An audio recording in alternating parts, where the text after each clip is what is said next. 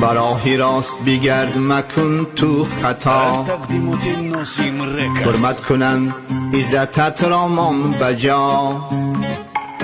در زمینی پرواز مکن در هوا بی وفا دنیا این بی وفا دنیا بر سولتت باور مکن تو اصلا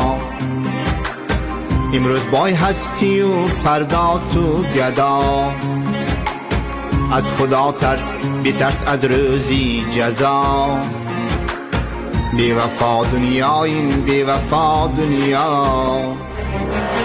مغرور مشو با این مال و دولتت عمارت و خانه های سرقوت اول و آخری تو هست یک جسد بی وفا دنیا این بی وفا دنیا